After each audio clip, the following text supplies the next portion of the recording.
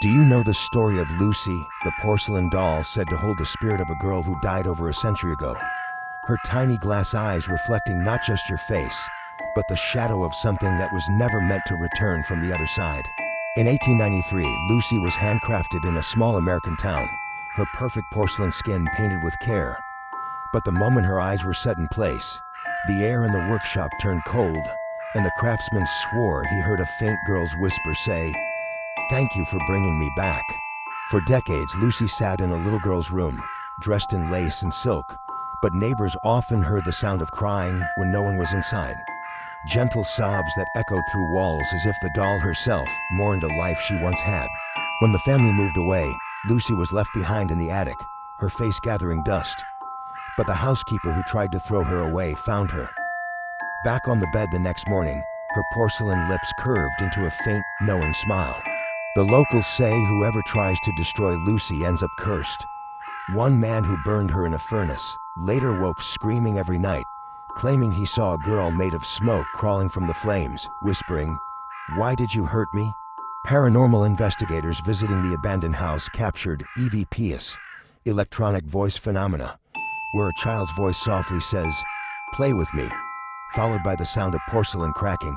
One visitor claimed Lucy's eyes moved to follow her as she walked, and the moment she turned off her flashlight, two pale hands pressed against the glass cabinet from inside.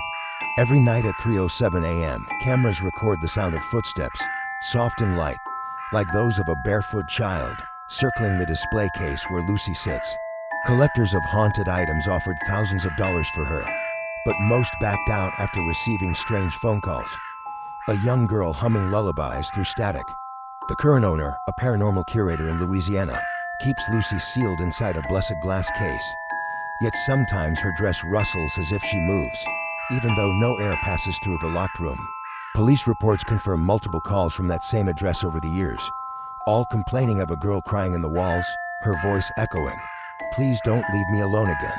One paranormal psychologist suggested that Lucy might not be a ghost, but a psychic echo, the doll having absorbed decades of sorrow and fear until it became alive with emotion. Yet when a medium tried to cleanse her, the candles blew out, the table shook, and the medium fainted, later claiming she felt small, cold hands clutch her throat, whispering, "You can't take me away from my home." In the museum where Lucy now resides, visitors often leave flowers and toys at her case, hoping to appease her spirit. But the next morning, the toys are found turned upside down, and the flowers wilt overnight. Late one night, a guard reviewing security tapes saw something impossible. The doll slowly turning her head toward the camera, her reflection smiling seconds before her face moved. When the footage was played again, the timestamp showed 3:07 a.m., the same time every haunting begins. Psychic investigators say 3:07 was the hour Lucy's original owner, a girl named Clara, died from fever, and that Lucy became the vessel that carried her grief. A priest once tried to bless Lucy, but as the holy water touched her porcelain forehead, the bottle shattered, cutting his hand. And the next day, his palm bore the shape of a tiny handprint that wouldn't fade.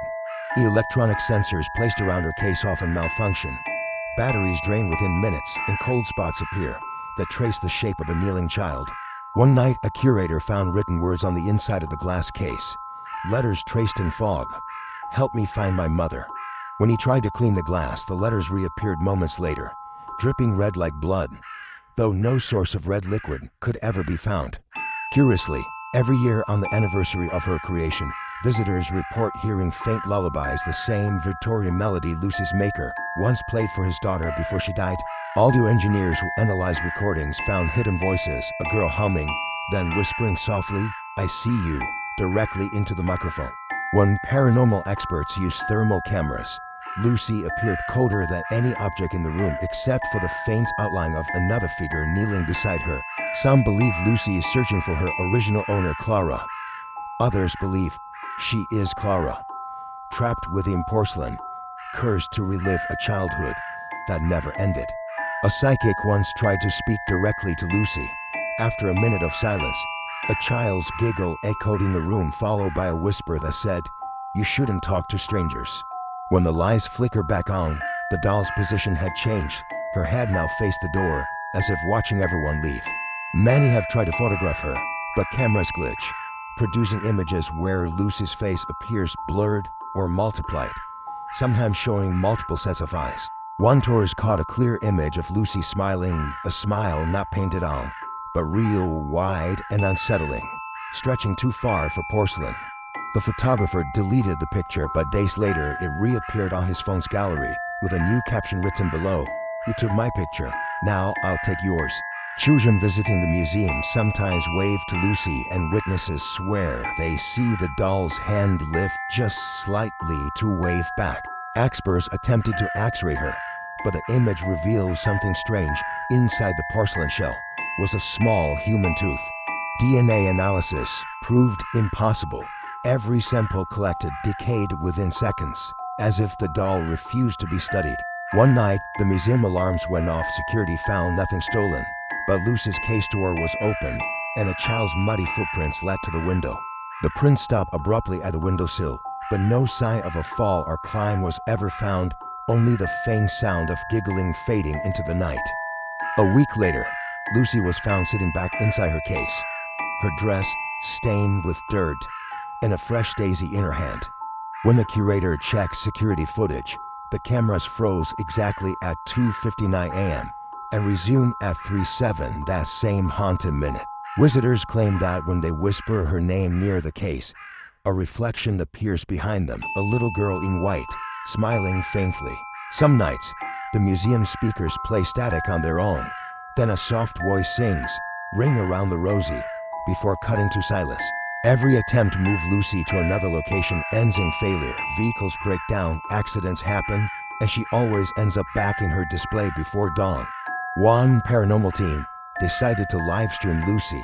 Overnight viewers swore they saw her head turn slowly toward the camera before the stream abruptly cut to static.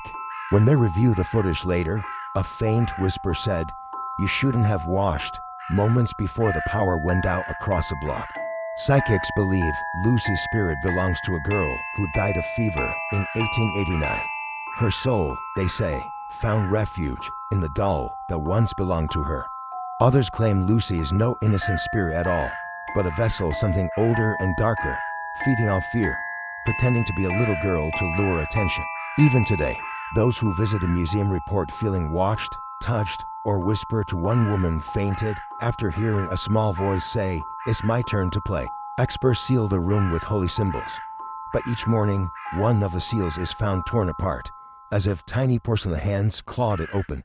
The legend warns, never call her name 3 times in front of a mirror. Those who did claim to see a reflection that smiled when they didn't.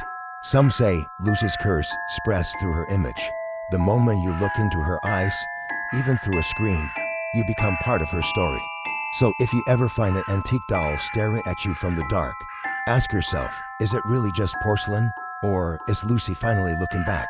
Now tell me, would you dare spend one night in the same room as the ghost of Lucy? Comment yes if you would, and maybe, just maybe, she'll hear you.